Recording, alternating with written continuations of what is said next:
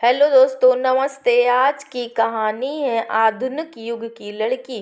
साहिल और घर के सभी बड़े बुजुर्ग साहिल के लिए लड़की देखने के लिए जाते हैं, लेकिन लड़की के सवालों को सुनकर साहिल अंदर तक हिल जाता है। बुजुर्गों की तरफ से तो रिश्ता तय हो चुका था, कुंडली मिलान, लेन देन, सब कुछ। बस अब सब लड़का लड़की की आपसी बातचीत पर था।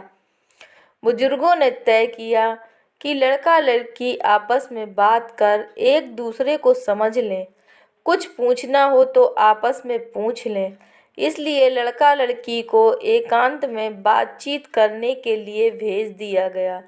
लड़के को शांत देख लड़की ने कहा, आप कुछ पूछना चाहते हैं?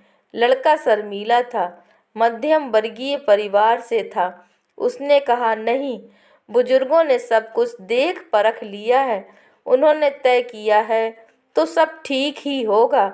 आप दिखने में अच्छी हैं, मुझे पसंद है, बस इतना पूछना था कि लड़का पूछने में लड़खड़ाने लगा तो उस पढ़ी लिखी सभ्य लड़की ने कहा, पूछिए, निसंकोच पूछिए, आखिर हमारी आपकी पूरी जिंदगी का सवाल है। लड़के ने पूछा, यह शादी आपकी मर्जी से हो रही है? मेरे कहने का अर्थ यह है कि आप राजी हैं, आप खुश हैं ना? हाँ, लड़की ने बड़ी सरलता और सहजता से कहा। नहीं होती तो पहले ही मना कर देती। लड़का चुप रहा। अब लड़की ने कहा, मैं भी कुछ पूछना चाहती हूँ, आखिर मेरी भी जिंदगी का सवाल है। उम्मीद है कि आप बुरा नहीं मानेंगे। नहीं नहीं, निसंकोच पूछिए, लड़के ने कहा। वह मन ही मन सोचने लगा, लड़की पढ़ी लिखी है तो तेज तो होगी ही, लेकिन इतनी बिंदास और बेबाक। आपका शादी के पहले कोई प्रेम, मेरा मतलब कोई अफेयर था क्या? क्या? लड़के ने लड़की की तरफ देखा। अरे, आप घबरा क्यों गए? कॉलेज में पढ़े हो, इश्क वगैरह हो जाता है, इसमें आश्चर्य की क्या बात है? सच बताना, एक दूसरे से क्या छिपाना। जी, वह एक लड़की से बस यूं ही कुछ दिन तक, अब सब खत्म है, लड़के ने झेपते हुए कहा। मेरा भी था, लड़की ने बेझिझक कहा। अब नहीं है।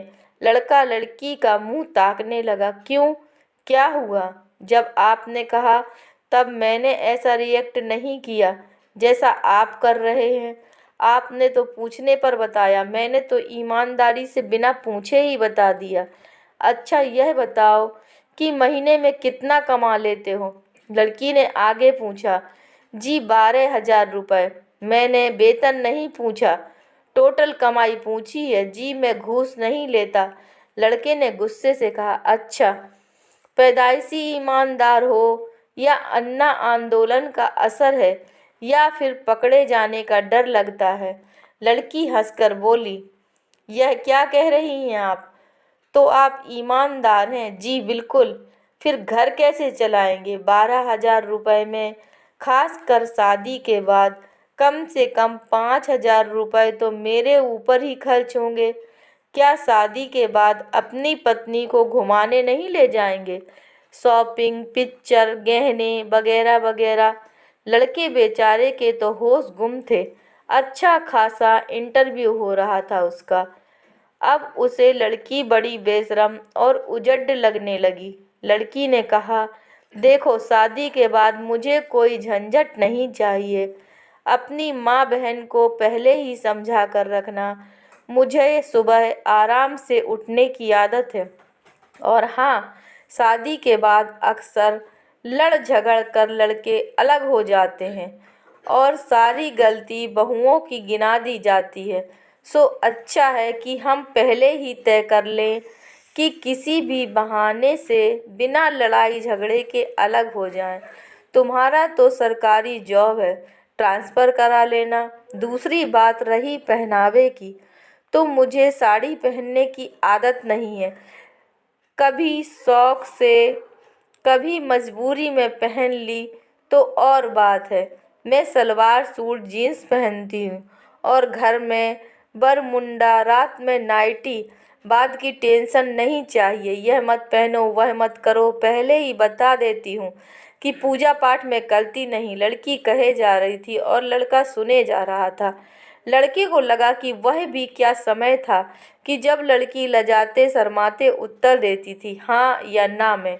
लड़का पूछता था खाना बनाना आता है, गाना गाना जानती हो, ढोलक वगैरह बजा लेती हो, सिलाई बुनाई आती है, मेरे माता पिता का ध्यान रखना होगा। और लड़की हाँ जी करती रहती थी। और अब जमाना इतना बदल गया, उसे तो यह लगा मानो वह साक्षात्कार दे रहा हो। यह भी सही है कि अधिकतर जोड़े शादी के बाद अलग हो जाते हैं। दुल्हन अपनी मांगों पर अड़कर परिवार के टुकड़े कर देती हैं, फिर अपनी मनमर्जी का ओढ़ने पहनने से लेकर खाने में नमक मिर्च कम ज़्यादा होने पर सास बहू की चिक शुरू हो जाती है। यह कह तो ठीक ही रही है, लेकिन शादी से पहले ही इतनी बेखौफ और निडर होकर बात कर रही है तो बाद में ना जाने क्या करेगी। यह तो मर्यादा के विरुद्ध हो गया। अभी पत्नी बनी नहीं और पहले से ही ये रंग ढंग। लड़का तो फिर लड़का था, उसने भी कहा शादी से पहले का भी बता दिया और शादी के बाद का भी।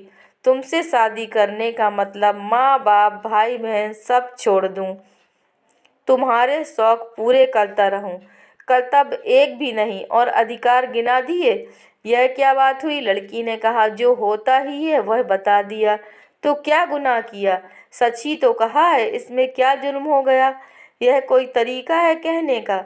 यह कहती कि तुम्हारा घर संभालूंगी, बड़े बूढ़ों का आदर करूंगी, सबका ध्यान रखूंगी तो अच्छा लगता। ये सब तो आया के काम है, बाई है घर पर काम वाली, या हमेशा मुझसे ही सब करवाने के चक्कर में हो। धोबिन भी मैं, बर्तन झाड़ू पोछा वाली भी मैं, पत्नी चाहिए या नौकरानी? लड़का उत्तर देने लगा क्या जो पत्नियां अपने घर का काम करती हैं वे नौकरानी होती हैं? अरे आप तो नाराज हो गए। लड़की ने अपनी हंसी दबाते हुए कहा सरकारी नौकरी में हो, ऊपरी कमाई तो होती ही होगी।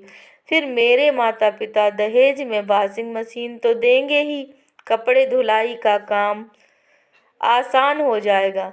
मैं तो कुछ बातें पहले से ही स्पष्ट कर रही हूँ। जैसे मुझे 3-4 सीरियल देखने का शौक है और उन्हें मैं कभी मिस नहीं करती। अब ऐसे में कोई काम बताए तो मैं टस से मस नहीं होने वाली। अपने दहेज के टीवी पर देखूंगी। चिंता मत करना, किसी और के मनपसंद सीरियल के बीच में नहीं घुसूंगी। लड़के के चेहरे के बदलते रंग को देखकर लड़की ने कहा आपको बुरा तो लग रहा होगा, लेकिन ये सब नॉर्मल बातें हैं जो हर घर में होती हैं। मेरी ईमानदारी और साफ गोई पर आपको खुश होना चाहिए। और आप हैं कि नाराज दिख रहे हैं?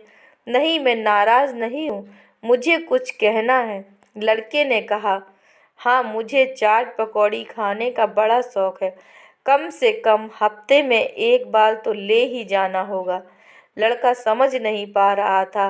लड़की बोले जा रही थी, बेवकूफ़ थी, कम अक्ल थी, समझ में नहीं आ रहा था। लड़की ने फिर पूछा सुनो, तुम शराब सिगरेट तो नहीं पीते?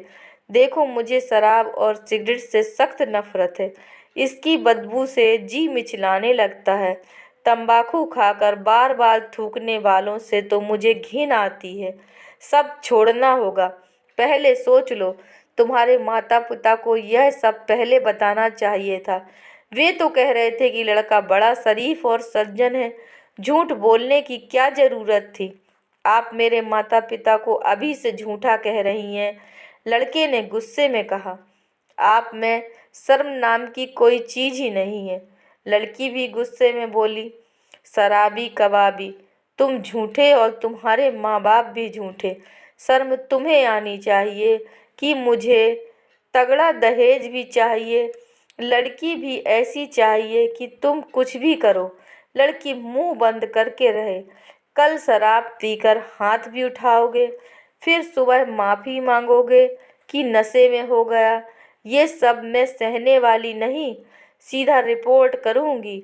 सबके सब अंदर हो जाओगे। नए जमाने की पढ़ी लिखी लड़की हूँ, अपने अधिकार जानती हूँ।